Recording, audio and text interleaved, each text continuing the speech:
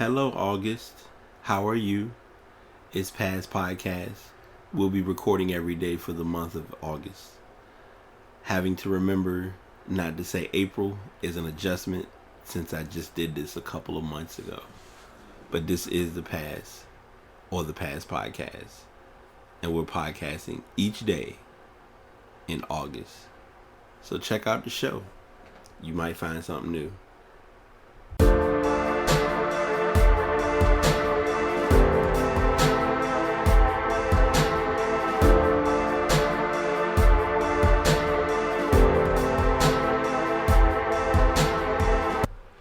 Episode 99 of the Past Podcast. This is your host BT doing yet another episode. As always, these episodes are being recorded using the Spreaker microphone. Using the Spreaker app. And sorry if y'all heard that. And I do actually upload them the episodes to Spreaker. And anytime you hear me record, I do record using the Blue Yeti microphone. So if you do want to check out those products, I make sure I share those links with you each week for the podcast. Hope everyone's day was well today, or has been pretty good. I sat and just did a recording, probably about 4 minutes in. I thought, okay, this might be a good topic. And then I started to talk, and I was like, not necessarily. I don't think this is something that I want to do. So instead, I have my list of topics that I want to get into, and I think the best one that I am going to talk about is the mindset of dating in your 30s. And this probably might be a very unique podcast solely because everyone's experience with this is going to be different. For a lot of people, it's second nature. They may have folks who may be interested or may talk to them. For others, it's kind of a standards, morals, values, setting expectations, things of that sort. I'm kind of coming into this story and kind of talking about it with like a very direct yet transparent approach about dating when you're in your 30s. And I'm going to kind of go and look at it from when I did turn 30 up until, around the corner from being 35. I know for a fact that when you get older, you learn what your standards, your morals, your values, you learn what your priorities are when it comes to looking for somebody. You also know, like anybody, we all have needs. So you end up taking your needs and putting those, like you kind of put your wants, what you want or what you really are trying to go for. It's like you prioritize selectively. Like at one point, and I'll talk about it because I feel like it's just me being direct and real with y'all.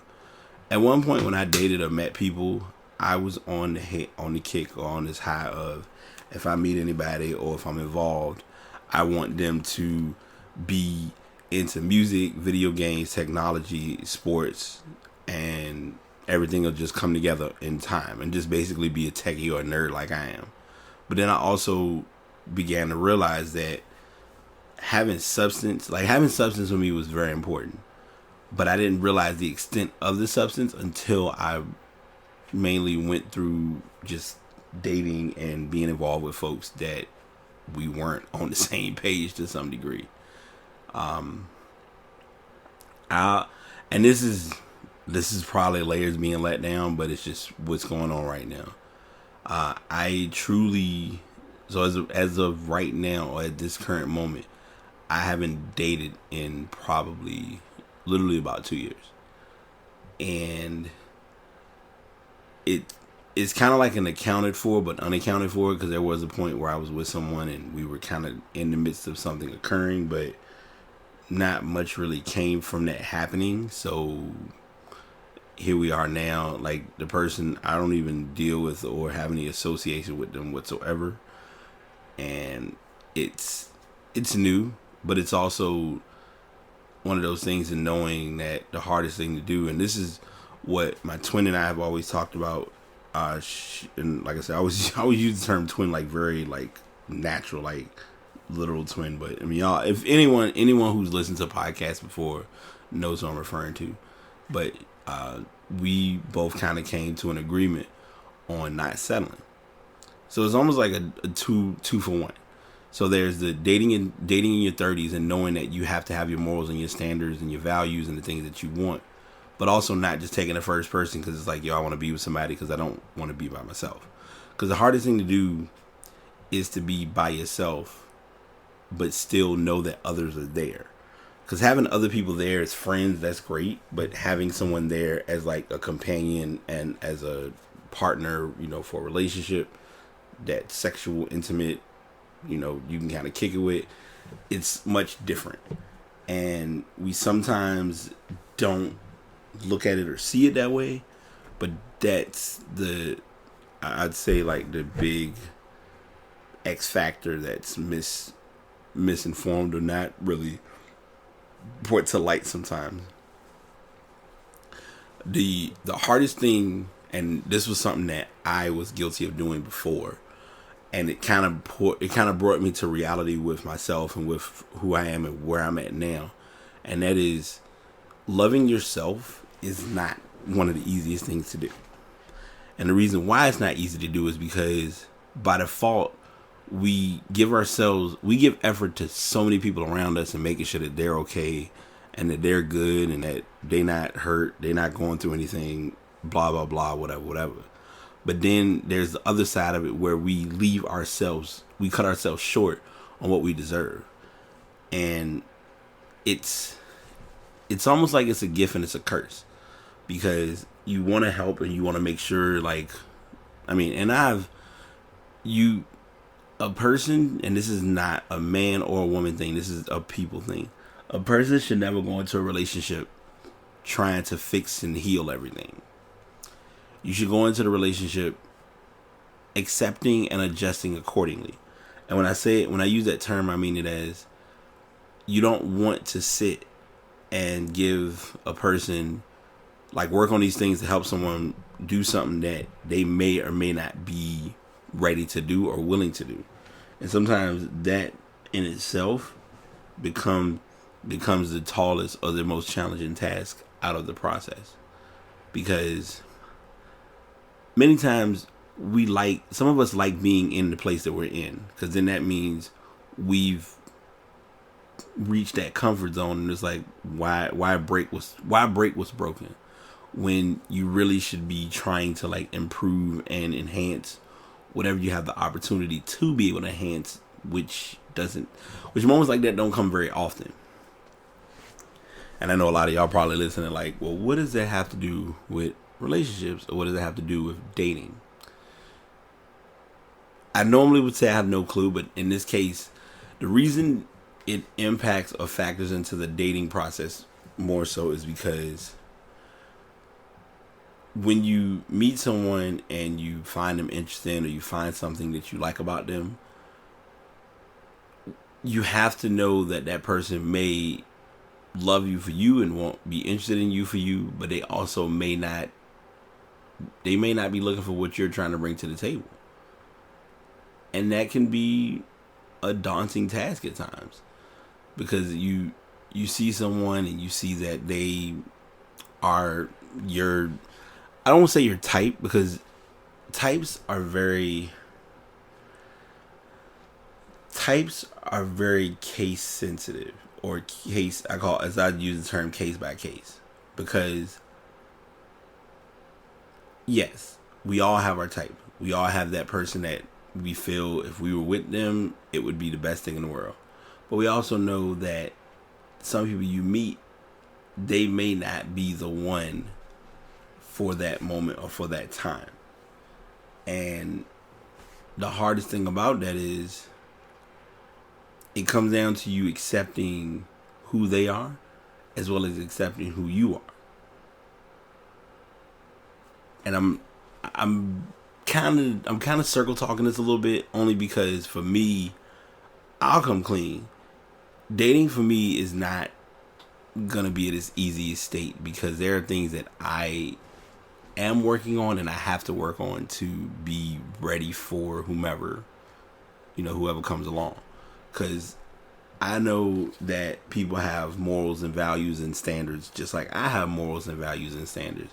And there are certain things that are certain minimal expectations that I want to be able to meet or reach and not feel as though, I ain't gonna say that I'm on that person's level, because the definition of levels, like levels and expectations and things of that sort, it's a gray area, but it's not a gray area, because when you meet someone, you know what you're looking for, but you also know you're willing to compromise.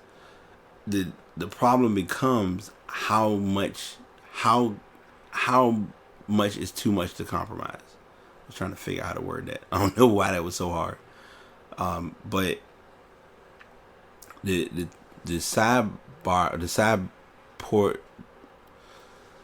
add-on to that, I apologize, y'all. Normally, I'm usually decent with thoughts and writing and talking, but today has kind of been like, it's been just a reflection-based day for me. I'm not gonna lie. It's not really anything bad that's going on. It's just learning people and learning friends and learning life. But I know a lot of y'all are just, I know a lot of you all are concerned and may wonder how I'm feeling or how I'm doing, but a lot of times I talk about it in my own way, and those who understand me know my way and realize why I'm doing things the way I do them. But anywho, you meet someone, you go out with them, you do things that you feel like would be enjoyable as a couple, and either there's another date, or that date didn't work out, or y'all just weren't compatible to begin with. And it's almost as though you're then put in this position of you're with someone, but you're not with them for the right reason. Like, it's good to be with someone because you actually want to be with them, not feel like you're with someone because you're trying to force it to occur. Like, if I'll use the podcast as an example. If I were to sit and force episodes for the podcast, it wouldn't be a good show and it wouldn't be a good podcast. Like, I would rather have stories and have topics that could get or maintain your attention and give me a way of being able to get you all to relate to where I'm coming from with what I address. So, with looking at it that way, it's helpful to just, come to you all and come clean. And that's what a lot of people sometimes do, but they don't do it the right way, or there's the energy invested in, I'm going to assume that this person gets where I'm coming from, or I'm going to assume that they know how I feel, or whatever the case may be, when in reality, people honestly do not read minds. And they're not going to invest that energy in trying to read minds, because they have their own things that they're trying to work on and building their person, their persona or their brand. And many times it's not intentional. Many times we miss that. We miss that. Words are not my best friend today. But I just mainly want to record and share with you all, if you're not in, if you're in a place where you're ready to date, go out there and give it a chance. I'll say this, and this probably will be the simplest and cleanest way to put it. Everyone has different views and different thoughts towards dating, towards relationships, towards love, whatever you call it.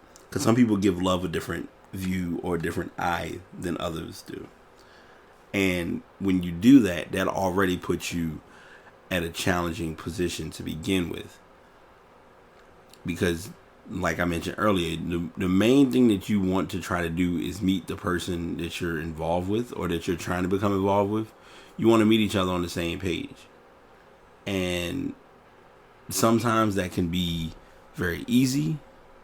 Other times that can be that can be a tall order.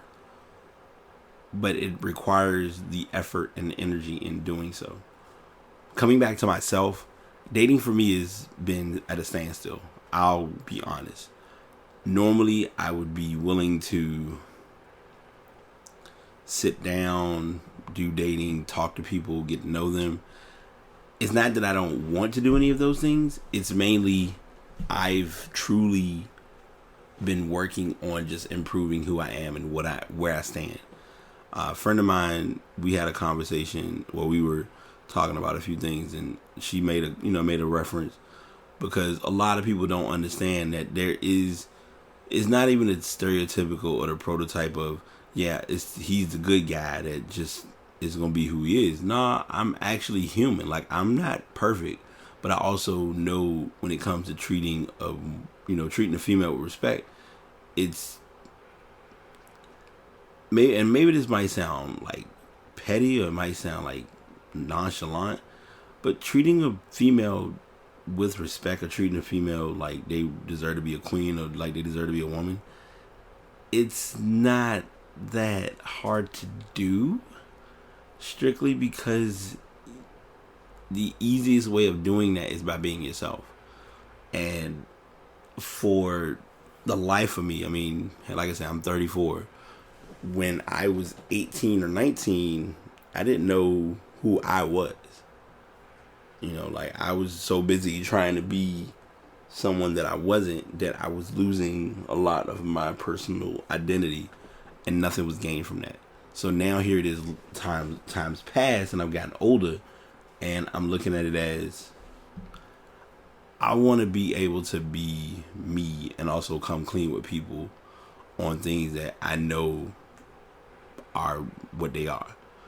So that's, that goes into me letting a woman know, if I find you attractive, I may say little things, I may use little references to kind of get your attention. Now, whether you respond to it in the manner of being interested in return, I can't control that portion.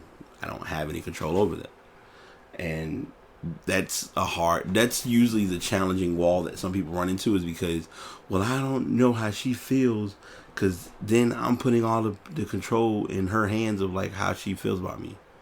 Okay, so what?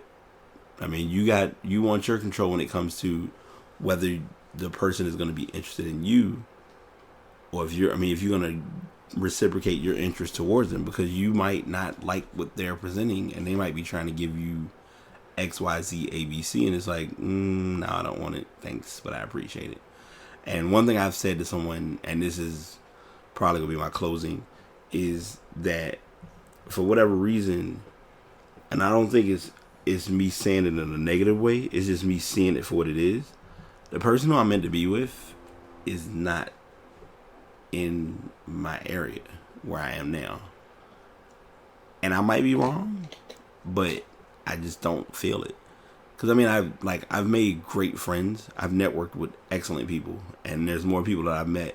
A lot of people I really got true networks and connections with aren't even in this state.